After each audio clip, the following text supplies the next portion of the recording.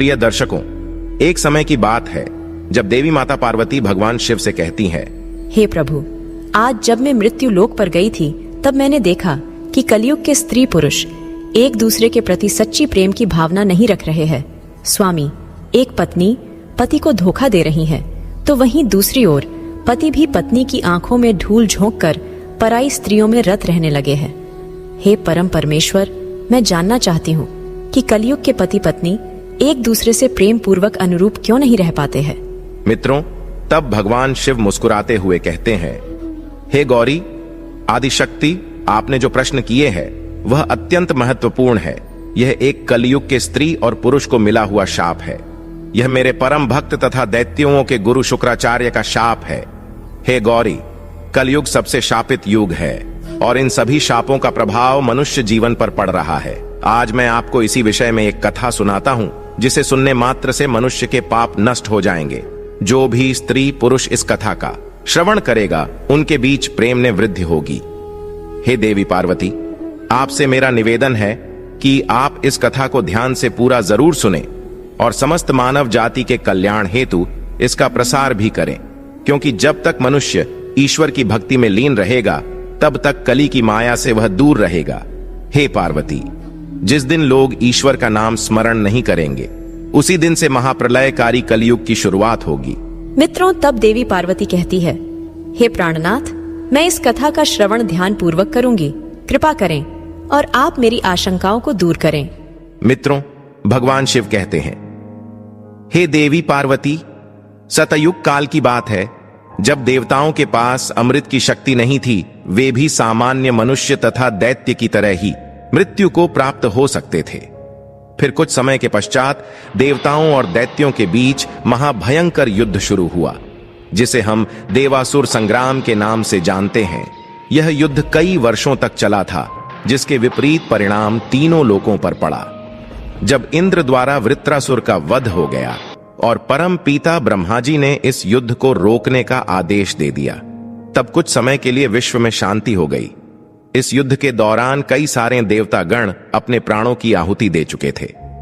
मित्रों, भगवान शिव कहते हैं, हे देवी पार्वती, शुक्राचार्य ने कई हजार वर्षों तक घोर तप कर मुझे प्रसन्न करते हुए मृत्यु विजयी मृत्युंजय संजीवनी विद्या को ग्रहण कर लिया था। इस युद्ध के दौरान दैत्य गुरु शुक्राचार्य के पास मृत संजीवनी विद्या होने के कारण वे पुनः सभी दैत्यों को जीवित करने लगे, जिस कारण से देवताओं की संख्या तेजी से घटने लगी और असुरों को वरदान के स्वरूप बार बार जीवन दान मिल रहा था। तब देवताओं के गुरु बृहस्पति भी इस बात को लेकर बहुत चिंतित थे, क्योंकि अब स्वर्ग पर असुरों का आगमन होने को था। चिंता के कारण उनकी बुद्धि भ्रष्ट हो रही थी। उनकी इस प्रकार की अवस्था को देख सभी देवता गण भयभीत होकर भगवान श्री हरि के पास सहायता मांगने हेतु क्षीर सागर में जा पहुंचे। मित्रों, भगवान शिव कहते हैं, हे देवी पार्वती, आप तो जानती ही हैं, भगवान श्री हरि विष्णु का दूसरा नाम छलिया है। जो काम सहजता के साथ ना होता हो, उसे वे अपनी चतुरता से सहजता पूर्वक कर लेते हैं तथा किसी भी वरदान का तोड़ भी वे ढूंढ ही लेते हैं। जब सभी देवतागण इंद्र, देवगुरु, बृहस्पति, ब्रह्मा जी और कुबेर क्षीर सागर में जाते हैं और अपनी सारी व्यथा श्री हरि से कहते हैं, तब श्री हरि सभी का मार्गदर्शन करते हुए उन्हें शांत करते हैं और कहते हैं, हे देवगुरु बृहस्पति, मेरे मन में एक युक्ति है जिसे आप और आपका पुत्र कच्छ ही पूरा कर सकते हैं। तब देवगुरु बृहस्पति आश्चर्य के साथ श्री हरि से पूछते हैं, हे प्रभु, आप क्षण मात्र भी विलंब ना करें। आप हमें शीघ्रता के साथ अपना सुझाव दे। मैं और मेरा पुत्र कच्छ अपने प्राण देकर भी इस कार्य को जरूर पूरा करेंगे। मित्रों, श्री हरि कहते हैं, हे बृहस्पति, दैत्य गुरु शुक्राचार्य की कमजोरी उनकी प्रिय कन्या देवयानी है। उसके लिए वे कुछ भी करने को तत्पर रहते हैं। आपको मेरा सुझाव है कि आप अपने पुत्र कच्छ को दैत्य गुरु शुक्राचार्य के पास मृत संजीवनी विद्या की शिक्षा प्राप्त करने हेतु भेज दें। और हे कच्छ, तुम देवयानी के साथ प्रेम पूर्वक रहो, जिस कारण से तुम्हें अपने कार्य को करने में कोई विपत्ति नहीं होगी और अपने लक्ष्य को पूरा कर वापस स्वर्ग की ओर प्रस्थान करो। तब कच्छ कहता है, हे प्रभु, मेरा यह सौभाग्य है आपकी आज्ञा स्वरूप आदेश से मैं आज ही गुरु शुक्राचार्य के आश्रम की ओर प्रस्थान करूंगा। पिताजी, आप मुझे आशीर्वाद और आज्ञा दे कि मैं अपने कार्य को नित्य रूप से पूरा कर लूं तथा देवताओं के कल्याण के कार्य को संपन्न कर सकूं। मित्रों, भगवान शिव कहते हैं, हे देवी पार्वती, कच्छ अपने पिता बृहस्पति और श्री हरि को प्रणाम करते हुए शुक्राचार्य के आश्रम में प्रकट हो जाता है और उन्हें कहता है, हे गुरुदेव, आपको मेरा सादर प्रणाम। मैं देवगुरु बृहस्पति का पुत्र कच्छ हूं। आज मैं आपकी शरण में आया हूं। हे विप्रवर, मेरा आपसे निवेदन है कि आप मुझे अपने शिष्य के रूप में ग्रहण करें। मैं इस संसार को साक्षी मानकर नित्य भक्ति भाव से आपकी सेवा करूंगा। जो कार्य आपको अप्रिय है वह मैं कभी नहीं करूंगा। मित्रों, भगवान शिव कहते हैं, हे देवी पार्वती, कच्छ को शरण में आते हुए देख और उनके स्नेह पूर्वक वचनों को सुन दैत्य गुरु शुक्राचार्य उसकी एक परीक्षा लेते हैं, जिसे वह सफलता पूर्वक पूर्ण कर उनका विश्वास पात्र बन जाता है। कच्छ हर दिन नित्य रूप से अपने गुरु की सेवा करता, उनके सभी कार्यों में उनका साथ देता था। वह उनके आश्रम में उनके बीच सब कुछ भूलकर सच्चे भाव से अनुरूप हो गया था। इसी बीच शुक्राचार्य की पुत्री, जिसका नाम देवयानी था, वह हर दिन कच्छ पर अपनी नजर टिकाए उसकी गतिविधियों को और सुंदरता को देख रही थी और मन ही मन उससे प्रेम करने लगी। उसका कच्छ के प्रति इतना प्रेम बढ़ गया कि वह उसकी यादों में खुद को भूलकर भविष्य के सपने देखने लगी। मित्रों, भगवान शिव कहते हैं, हे देवी पार्वती, कुछ माह का समय बीतने के बाद कच्छ अपनी योग्यता के अनुसार आश्रम का सबसे प्रिय शिष्य बन रहा था। वहीं दूसरी ओर असुर शिष्यों के बीच इस बात की खलबली मच गई कि एक देवता पुत्र हमारे बीच रहकर गुरु का प्रिय बन रहा है। तभी कुछ असुरों ने कच्छ को अपने रास्ते से हटाने की योजना बनाई। फिर एक दिन की बात है, जब कच्छ अपने मित्रों के साथ गायों को चराने हेतु उनके साथ वन में चला गया। वह अपने मित्रों की कुटिल योजना से बिल्कुल अनजान था। चलते चलते वे सभी एक घनघोर जंगल में आ गए। उसी समय असुरों ने कच्छ को घेर लिया और उसका एक धारदार तलवार से शीश काट दिया तथा उसके छोटे छोटे टुकड़े कर भेड़ियों को खिला दिए और वे सभी गायों को लेकर वापस आश्रम की ओर आ गए। मित्रों, भगवान शिव कहते हैं, हे देवी पार्वती, इधर देवयानी आश्रम के मुख्य द्वार पर अपने प्रिय की राह देखती हुई बेचैन हो रही थी। उसने बहुत समय तक इंतजार किया, किंतु वह कहीं भी नहीं दिखा। उसने देखा कि सभी शिष्य गायों को लेकर आश्रम में वापस आ चुके हैं। तब वह घबरा गई। उसके मन में यह आशंका हुई कि हो ना हो असुरों ने उसे मार दिया है। यह सोचते हुए देवयानी अपने कक्ष में फुट फुट कर रोने लगी। उसी समय देवयानी के विलाप को सुन शुक्राचार्य अत्यंत विचलित होकर अपनी पुत्री के पास आते हैं और कहते हैं, हे देवयानी, क्या हुआ? तुम इस तरह व्याकुल होकर क्यों विलाप कर रही हो? मित्रों, भगवान शिव कहते हैं, हे देवी पार्वती, तब देवयानी अत्यंत भावुक होकर कहती है, पिताजी, आप मुझे क्षमा करें। मैंने आपसे एक बात गुप्त रखी है। मैं देव कुमार कच्छ से प्रेम करती हूँ और मैं उसके बिना एक क्षण भी नहीं जी सकती हूँ। आप कुछ भी करें, मेरे प्रिय सखा को वापस लेकर आइए, अन्यथा मैं भी अपने प्राणों को त्याग दूंगी। अपने कन्या के ऐसे निष्ठुर वचनों को तथा कच्छ के प्रति प्रेम को देख शुक्राचार्य भी अत्यंत भावुक हो उठे। तब उन्होंने देवयानी को शांत करते हुए कहा, हे पुत्री, तुम शांत हो जाओ, मुझ पर विश्वास करो। अभी मैं देखता हूं कि कुमार कच्छ कहां है। मित्रों, भगवान शिव कहते हैं, हे देवी पार्वती, शुक्राचार्य अपने दिव्य दृष्टि से देखते हैं कि कच्छ के साथ क्या हुआ है। तभी उन्होंने वह सारा दृश्य देख लिया और मृत संजीवनी का प्रयोग करते हुए कच्छ का नाम पुकार लिया। उसी समय जंगल में से भेड़ों के पेट को फाड़कर कच्छ बाहर निकला और चलते हुए आश्रम में आ पहुंचा। मित्रों, भगवान शिव कहते हैं, हे देवी पार्वती, इस प्रकार के प्रिय कच्छ को वापस आता देख देवयानी अत्यंत प्रसन्नता के साथ उससे बातचीत करने लगी। वही कच्छ ने भी अपने गुरु को प्रणाम करते हुए अपनी कृतज्ञता को व्यक्त किया। अपने शिष्य कच्छ और कन्या देवयानी के ऐसे प्रेम को देख शुक्राचार्य भी प्रसन्न चित्त हो गए। इसी तरह कुछ दिन बीतने के बाद फिर एक दिन शुक्राचार्य ने एक यज्ञ का आयोजन किया और उन्होंने अपने शिष्य कच्छ तथा उसके साथियों को नील कमल लाने हेतु सरोवर की ओर जाने का आदेश दे दिया। जब वे सभी सरोवर के पास आते हैं, तब फिर से असुर शिष्यों ने सही अवसर को देख कच्छ का शिश काटकर उसे तालाब में फेंक दिया। उसी समय तालाब की मछलियों ने कच्छ के शरीर को निगल लिया। मित्रों, भगवान शिव कहते हैं, हे देवी पार्वती, जब सभी शिष्य नील कमलों को लेकर आश्रम में आ गए, तब शुक्राचार्य अपने यज्ञ की प्रार्थना कर रहे थे। वही दूसरी ओर देवयानी अपने प्रिय की खोज कर रही थी। जब उसने देखा कि सभी शिष्य यज्ञ मंडप में बैठे हुए हैं, किंतु उसे कच्छ कहीं नजर नहीं आ रहा था, तब फिर से उसके मन में भय उत्पन्न हुआ और वह विलाप करते हुए अपने पिता के यज्ञ में बाधा डालते हुए कहने लगी, पिताजी, मेरे प्रिय कच्छ कहीं दिखाई नहीं पड़ रहे हैं। हो ना हो इन असुरों ने उसका घात किया है, क्योंकि केवल कच्छ ही इस यज्ञ में अनुपस्थित है, जो संदेहजनक बात है। अपने पुत्री के मुख से ऐसे वचन सुनते ही शुक्राचार्य ने अपनी दिव्य दृष्टि से सब कुछ देखा। तब वह उन्हें एक मछली के पेट में दिखा। इस बात से निराश होकर उन्हें अपने शिष्यों पर बहुत क्रोध आया और उन्होंने सभी को शिक्षा सुनाई। तत्पश्चात मृत संजीवनी मंत्र का उच्चारण किया। वही दूसरी तरफ मंत्र को सुनते ही कच्छ मछली के पेट को चीरकर बाहर निकला और चलते हुए अपने गुरु के पास आ गया। मित्रों, भगवान शिव कहते हैं, हे देवी पार्वती, अपने प्रिय कच्छ के साथ ऐसा 2 बार धोखा होने के कारण देवयानी अत्यंत दुखी हो गई और हमेशा उसके ऊपर नजर बनाए आश्रम में ही विहार करने लगी। फिर कुछ दिन बीतने के बाद रात्रि के समय जब कच्छ अपने कक्ष में सो रहा था, तभी कुछ असुर वहां आते हैं और निद्रा अवस्था में ही कच्छ का वध कर देते हैं। उसके बाद उसके शरीर को उसी कक्ष के अंदर जलाकर भस्म कर देते हैं और उसकी राख को गुरु शुक्राचार्य के पीने वाले जल के अंदर समाविष्ट कर देते हैं।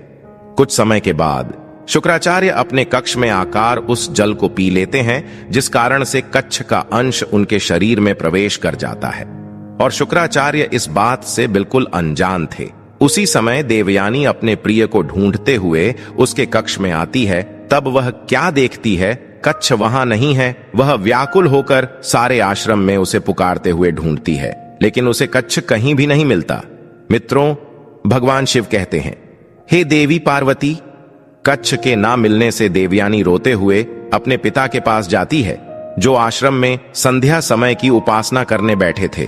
तब देवयानी कहती है, पिताजी, मुझे लगता है कि कच्छ के साथ धोखा हुआ है। फिर से उसे किसी ने मारकर कहीं छुपाया है। आप कृपा करें और उसे वापस ले आइए। उनके बिना अब मैं क्षण मात्र भी जीने की अभिलाषा नहीं रखती हूँ। अपनी कन्या का ऐसा हाल देखते हुए शुक्राचार्य कहते हैं, दुख ना करो पुत्री, मैं उसे अभी लाता हूं। तुम धीरज के साथ काम लो।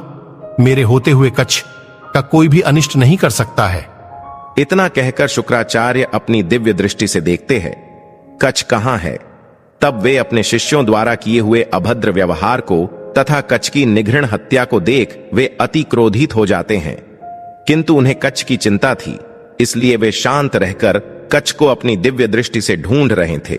उसी समय उन्हें पता चला कि कच्छ तो उनके ही पेट के अंदर है। मित्रों, भगवान शिव कहते हैं, हे देवी पार्वती, ऐसी दुविधा अवस्था को देख शुक्राचार्य कहते हैं, हे पुत्री, देवयानी अनर्थ हो गया है। अब तुम्हें मुझे या कच्छ दोनों में से एक को ही चुनना होगा, क्योंकि कच्छ का अंश अब मेरे ही पेट में है। अपने पिता की ऐसी बात सुन देवयानी ने घबराते हुए कहा, पिताश्री, ये कैसे हो सकता है? तब शुक्राचार्य ने उसे वह सारा वृत्तांत सुनाया, जिसे सुनकर देवयानी को अत्यंत दुख हुआ, क्योंकि अब उसके पास एक ही विकल्प था, उसे अपने पिता या प्रेमी के प्राणों का रक्षण करना था। मित्रों, भगवान शिव कहते हैं, हे देवी पार्वती, देवयानी मेरी बहुत बड़ी भक्त थी। उसने इस कठिन परिस्थिति में मेरा स्मरण किया और मन ही मन कहने लगी, हे प्रभु, अगर मैं आपकी सच्ची भक्त हूँ तो आप मुझे इस विघ्न से दूर करें। हे महादेव, इस भक्त की सहायता करें। देवयानी की करुण याचना सुन महादेव ने उसके मन में अपना एक विचार दिव्य शक्ति के साथ भेज दिया, जिसके फलस्वरूप देवयानी प्रसन्न होकर अपने पिता शुक्राचार्य से कहने लगी, पिताजी, महादेव के आशीर्वाद से मेरे मन में एक युक्ति आई है, जिससे आपके और कच्छ दोनों के प्राण बच सकते हैं। तब अति उत्साह के साथ शुक्राचार्य कहते हैं, कहो देवयानी, शीघ्रता से कहो, इस समय विलंब करना उचित नहीं है। मित्रों, तब देवयानी कहती है, पिताजी, आप मृत्युंजय मृत संजीवनी की शिक्षा अपने शिष्य कच्छ को प्रदान करें, जिससे वह इस शिक्षा को प्राप्त करेगा। जब आप उसे मृत्यु से मुक्त करेंगे, वह आपके शरीर से बाहर आ जाएगा। तत्पश्चात जब आपकी मृत्यु होगी, तो वह इसी विद्या का प्रयोग कर आपको पुनः जीवित कर देगा, जिस कारण से आप दोनों के प्राण बच जाएंगे। अपनी पुत्री देवयानी के कहे अनुसार दैत्य गुरु शुक्राचार्य ने कच्छ को अपने पेट में ही मृत्युंजय मृत संजीवनी की शिक्षा प्रदान की और फिर अपने तपोबल से अपने पेट को फाड़कर बाहर आने का आदेश दे दिया, और वैसा ही हुआ। मित्रों, भगवान शिव कहते हैं, हे देवी पार्वती, कच्छ बाहर आया तो वह बहुत प्रसन्न हुआ, क्योंकि इस बार उसे जीवन दान मिलना असंभव था। तब देवयानी के कहे अनुसार कच्छ ने मृत्युंजय मृत संजीवनी का प्रयोग करते हुए अपने गुरु शुक्राचार्य को जीवन दान दे दिया। मित्रों, भगवान शिव कहते हैं, हे देवी पार्वती, जब शुक्राचार्य जीवित हुए तब वे अत्यंत प्रसन्न हुए, क्योंकि कच्छ उनकी सारी परीक्षाओं तथा विद्याओं में निपुण हो गया था और वह संसार की दिव्य शक्ति मृत्युंजय मृत संजीवनी की शिक्षा भी प्राप्त कर चुका था। इस अवसर को देखते हुए देवयानी ने उससे गंधर्व विवाह का प्रस्ताव किया, क्योंकि अब दैत्य गुरु शुक्राचार्य को कच्छ पर पूरा विश्वास हो चुका था और वहीं उनकी पुत्री के लिए समस्त संसार का सर्वश्रेष्ठ सुयोग्य वर था। कच्छ भी मन ही मन देवयानी की ओर आकर्षित हो चुका था। मित्रों, भगवान शिव कहते हैं, हे देवी पार्वती, भगवान श्रीहरि की माया ने कच्छ को अपने वचन को याद दिलाया, तब अचानक से कच्छ के चेहरे का रंग उड़ गया, जिसे देख देवयानी ने पूछा, हे प्रिय, क्या हुआ? आप एकदम शांत अचेत से क्यों हो गए? तब कच्छ कहता है, हे गुरु, आपको मेरा पुनः प्रणाम है। आप मुझे क्षमा करें, क्योंकि मैं देवयानी से विवाह नहीं कर सकता। कच्छ के मुख से ऐसे वचनों को सुन देवयानी के मन को गहरी ठेस पहुंची और वह बोली, ये आप क्या कह रहे हैं? मैं तो आपका मन ही मन वर्णन कर चुकी हूँ। आप ही मेरे पति देव बनेंगे, अन्यथा मैं अपने प्राणों को त्याग दूंगी। मित्रों, शुक्राचार्य कहते हैं, हे वत्स, ये तुम कैसे बात कर रहे हो? तुम फिर एक बार अच्छे से सोच लो, उसके बाद ही निर्णय लो। अपने गुरु से प्रति उत्तर में कच्छ कहता है, हे गुरुवर, मैंने अपने निर्णय को सोच समझ कर ही लिया है। हे देवयानी, जिस प्रकार से मेरे पिता देवताओं के गुरु बृहस्पति मेरे लिए पूजनीय है, ठीक उसी तरह तुम और गुरु शुक्राचार्य भी पूजनीय है। क्योंकि तुम मेरे गुरु की पुत्री हो, इसीलिए तुम मेरी गुरु बहन हो, अतः तुम्हें ऐसी बातें नहीं करनी चाहिए। तब क्रोध में आकर देवयानी कहने लगी, तुम देवताओं के गुरु बृहस्पति के पुत्र हो, मेरे पिता के नहीं, और मैं तुमसे अपने प्राणों से भी अधिक प्रेम करती हूँ। पिताजी ने मेरे कहे अनुसार तुम्हें बार बार असुरों से बचाया है। तभी कच्छ कहता है, हे देवयानी, अभी अभी मृत्यु के बाद मेरा पुनर्जन्म हुआ है और मैंने गुरु शुक्राचार्य के ही पेट से जन्म लिया है, इसलिए मैं भी अब उनका ही पुत्र हो चुका हूँ और धर्म के अनुसार बहन का भाई के साथ विवाह नहीं हो सकता, अतः यह सोचना भी पाप समान है। हे सुबह, तुम मुझे इस महापाप का भागी मत बनाओ। मित्रों, भगवान शिव कहते हैं, हे देवी पार्वती, अपनी सत्यता को कहते हुए कच्छ बोला, हे प्रिय, मैं यहाँ अपने पिता और देव गुरु बृहस्पति की आज्ञा अनुसार मृत्युंजय मृत संजीवनी की शिक्षा प्राप्त करने हेतु आया था। अब मेरा कार्य सफल हो चुका है, मैं अब स्वर्ग को चला जाऊंगा। अपने प्रिय शिष्य के और देवताओं के इस प्रकार से धोखा देने के कारण शुक्राचार्य का क्रोध 7वें आसमान पर पहुंच गया। मित्रों, भगवान शिव कहते हैं, हे देवी पार्वती, अपने ही प्रिय द्वारा इस प्रकार से छल्ले जाने से देवयानी ने आक्रोश करते हुए कच्छ से कहा, हे कच्छ, इस समस्त संसार को तथा मेरे पिता को साक्षी मानकर और मेरे तपोबल के आधार पर मैं तुम्हें शाप देती हूँ कि तुम अपने इस जन्म तथा जन्म जन्मांतर तक कभी गृहस्था में सुखी नहीं रहोगे। और मैं समस्त पुरुषों को भी यह शाप देती हूँ, वे संपूर्ण जीवन सुख की तथा स्त्री के प्रेम की अभिलाषा करेंगे, किंतु उन्हें कभी भी स्त्री के सुख की प्राप्ति नहीं होगी। प्रत्येक पुरुष अपनी काम वासना के चलते पराई स्त्रियों में अनुरूप रहेगा तथा वह पुरुष कभी भी एक स्त्री के साथ अनुरूप नहीं रहेगा और मेरा शाप युगों युगों तक मनुष्य जाति पर प्रभाव करेगा। मित्रों, तब कच्छ कहता है, हे देवी, मैं तुम्हारे इस शाप को स्वीकार करता हूँ तथा मैं भी अपने तपोबल के चलते तुम्हें और समस्त नारी जाति को यह शाप देता हूँ कि विवाह के पश्चात स्त्री को कभी भी पति का प्रेम और सुख की प्राप्ति नहीं होगी। हर स्त्री को अपने विचारों के प्रतिकूल विचारों वाले पुरुष की ही प्राप्ति होगी। हे देवयानी, तुम्हें इस जीवन में पति के प्रेम के लिए तड़पना होगा तथा जन्म जन्मात्र और युगों के साथ मेरे शाप का प्रभाव बढ़ता जाएगा। मित्रों, भगवान शिव कहते हैं, हे देवी पार्वती, उस समय दैत्य गुरु शुक्राचार्य भी अपने क्रोध को ना रोक पाए और उन्होंने भी कच्छ को शाप देते हुए कहा, हे कच्छ, तुमने और देवताओं ने जिस विद्या की प्राप्ति के लिए मेरे साथ विश्वासघात और छल किया है, उस विद्या का तुम कभी भी उपयोग नहीं कर पाओगे। यह मेरा श्राप है। जिस समय तुम इस विद्या का प्रयोग करोगे, उसका विपरीत परिणाम तुम्हें भोगना पड़ेगा, क्योंकि तुम देवताओं ने असुरों को मूर्ख समझने की भूल की है, उसी का यह दंड है।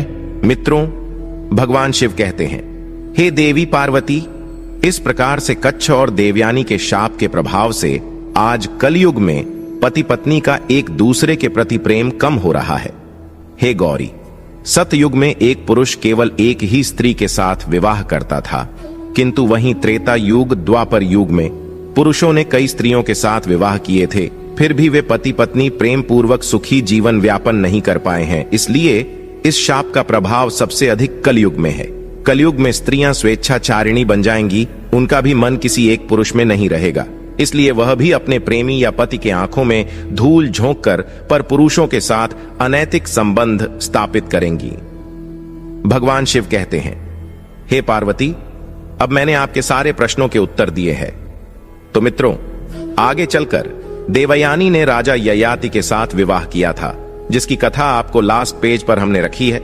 आप वह देख सकते हैं किस प्रकार से देवयानी को पति से प्रेम का धोखा मिला। तो आशा करते हैं आपको यह कथा और वीडियो जरूर पसंद आया हो, तो वीडियो को लाइक करें, साथ ही कमेंट में जय श्री हरि और हर हर महादेव अवश्य लिखें। चैनल को सब्सक्राइब करना ना भूलिए। आप सभी का धन्यवाद।